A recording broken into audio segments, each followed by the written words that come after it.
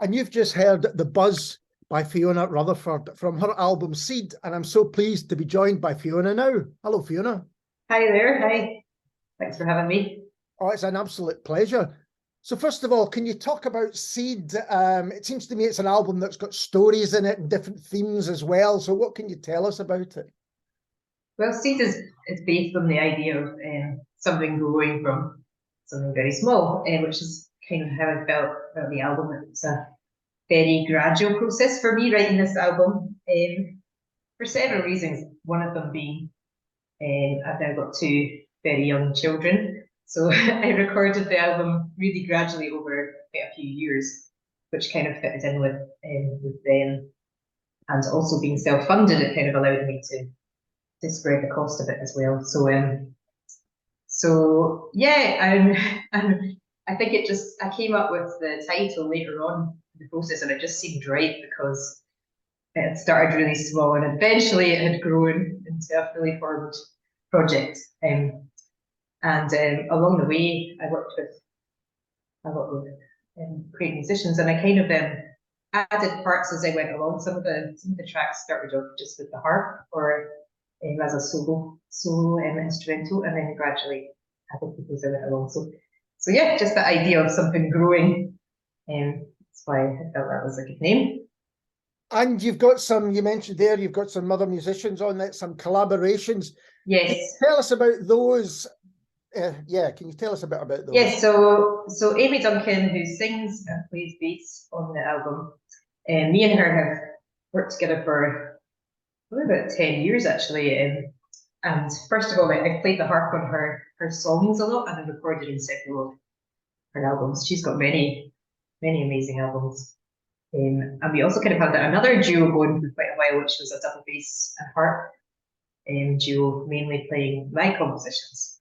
So yes, she's someone that I think we've got very similar musical tastes, and then we work together really well. So the songs were actually originally written for the Distill organisation, about Distill, which is an organisation run by Hands Up for Trad, where musicians get the chance to write for Mr. McFall's chamber in a performance. So I originally wrote those songs for that, and they were performed with the McFall's chamber quite a few years back. I just thought it was good to include them and include Amy, since she's someone I've worked with for so long. So I had her, and then we ended up recording with Pete Harvey, he's worked a lot with modern studies and King Creosote, and he's got his own little studio set up in Perthshire, so he was a great choice. I knew him already, and he's quite used to putting string sections together and bringing them to the studio. So it's great to work with him. Who else is on the album? There's The Buzz, as you would have heard, has got the woodwind players from Admiral Fallows, so it was great. We recorded them in Sarah the Flautist in Flat in Glasgow. So yeah, the album was recorded all over the place. I should also say the sound engineer Cameron Malcolm was absolutely brilliant at just he's got some really, really good microphones, and he was happy to bring them to wherever was needed. So some of the tracks were recorded in really nice church halls, and then quite a few in my flat, and Pete's home as well. So all over, and my friend Martha also recorded remotely from Leicester. So and she did some double bass as well. So yeah, no. Oh, and I must mention also my sister Jenny, who plays the piano on the track. So yeah, I did play the piano as well, but not to Jenny's standards. So it was really nice to I was going to say, I noticed there was another Rutherford in the album. Yes. Don't forget the family member, whatever you do. Yeah. No. Last but not least, yeah. So we recorded the piano. Actually, they were the kind of bookends. The Wired track was the very first track recorded in the whole album, very long time ago now, and that was Cameron had some access to a studio at Napier University, so we got to use the piano there for that, which was good. And then the other piano track was the very last one to be recorded, and that was the Edinburgh Society musicians have a really nice hall that you went out. So yeah, great to work with my sister, and then she's also got similar musical tastes to me, so I think she kind of understands what you mean without having to say it.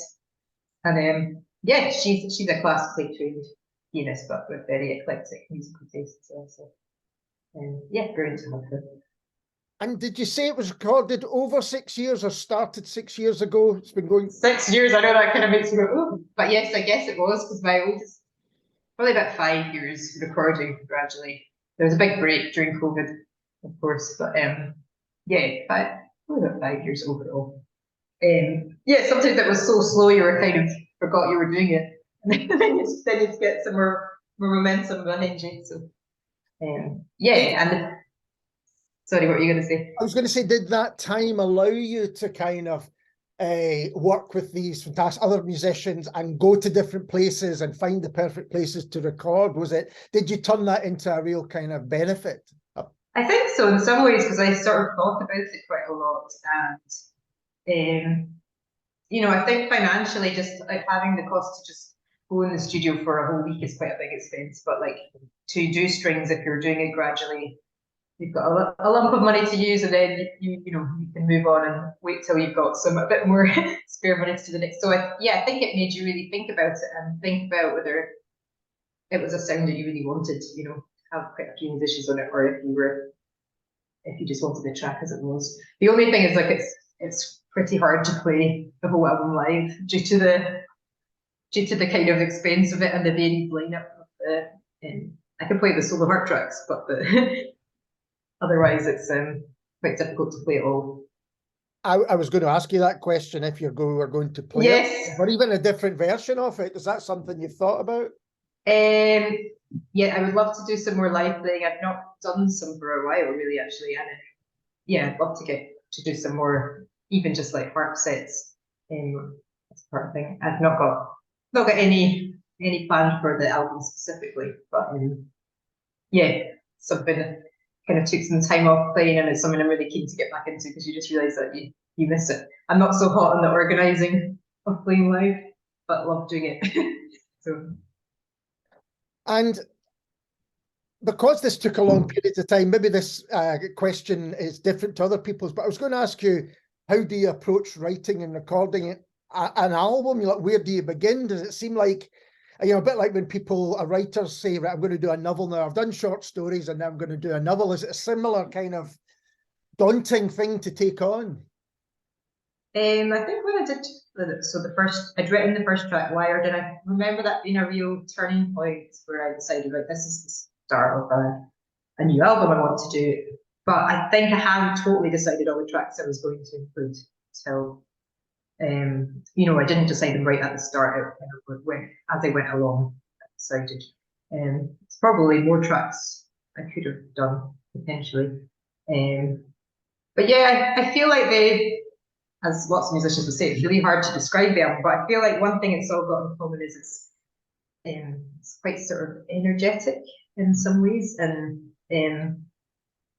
lots of bursts of melody. And I don't know, I kind of felt like they came together, even though they were all quite diverse lineups and tricky to summarize in terms of style. I think as a listener, when you hear there's an album, the main instrument's going to be the harp, you have a certain kind of idea about what that's going to be. And I think this album kind of not turns it on its head, but as you say, there is more energy perhaps and different facets to it than someone might expect. And that's coming with prejudice, of course, but would you agree? Yes, no, I think that's totally true. And I think my stuff's always been a bit like that. Like I've always performed my own music for a long time. Like since as soon as I started playing the harp, I started writing for it, and I think people have always kind of said it's real crossover in music, which I guess makes sense to me, because I kind of did traditional music, Scottish music a lot, and classical a lot, so it kind of makes sense that I can produce a kind of hybrid between the two. And how did the harp become your instrument? How did you discover that this was for you? So I didn't actually start playing the harp till I was 14, and then as soon as I started, I was like very keen and decided this is what I was going to do. I'd seen someone play at primary school, and I remember I really loved it. But I didn't really think, I'm going to be able to learn that or anything. And then when I went to secondary school, I was with the kids from Gaelic medium, and in fact, I'm sure you know Rachel Newton. Yes, she was in my class at high school. So there was kids learning the harp. So that kind of was on my radar a lot more, that you could learn it, and found out about joining the Classical Society and hiring one, and then that was me. So then after a year, I went to the music unit at Broughton and studied more there. So and yeah, I just always found it really creative. I'd played the clarinet a bit before, and I enjoyed it, but I wasn't. Once I started the harp, I was a lot more into it and just writing stuff. And then I started the piano as well shortly after, which I use for writing. I always write harp music at the harp, but if I'm writing for other instruments, I can use the piano and Sibelius. And you said earlier on that you'd worked with Amy Duncan previously. Yes. Is collaborating something that you really enjoy, that working with people, even when it's not your music, when it's perhaps their turn to be in charge?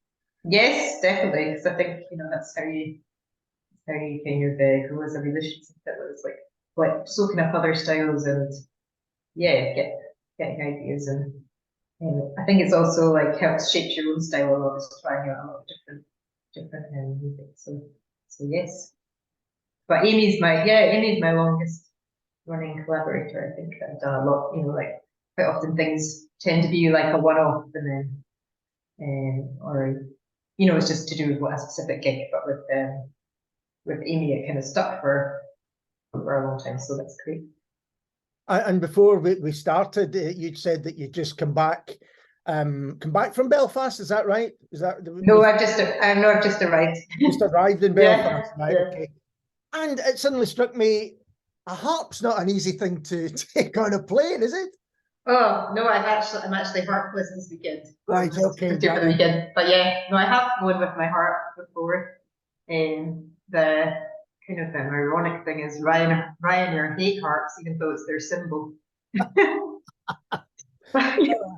I have a special harp flight case, which is pretty sturdy, because I've seen how they really chuck instruments. But it's like an expensive but useful thing to have, the flight harp case. And it's not always relied upon that it will show up as well if you do fly with it. Yes, yeah. That's a whole new meaning on you arrive and your luggage has gone elsewhere. If the instrument's gone elsewhere, yeah.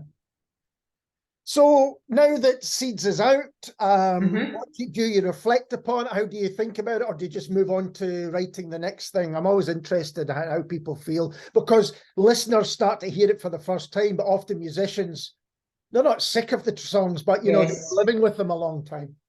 I know exactly what you mean, and also because it was such a long process, including even the final bit. Actually, even when it was totally recorded, it was quite a long gap before it was actually released.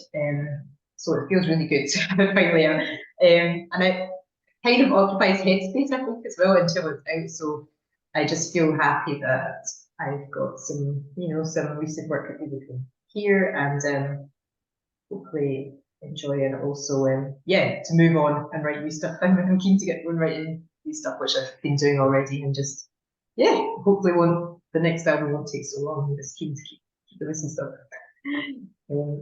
But it's funny though. I guess I wrote really the music I wanted to write, and I didn't really think so much about is it's going to be so easy to perform. I think I just wanted to write for all those instruments, and then it's interesting to consider whether the next thing will be something that's maybe will be the same, or something that's maybe easier to kind of perform a bit more. So I have to consider that. If you did get everyone involved on the album in the same room to play, it would be quite the supergroup. It would be. It would be very expensive, I think, unfortunately. Fiona, thank you so much for taking the time to talk to me. I really do appreciate it. That's great. No, thank you for chatting to me, and hope you enjoy hearing Seeds.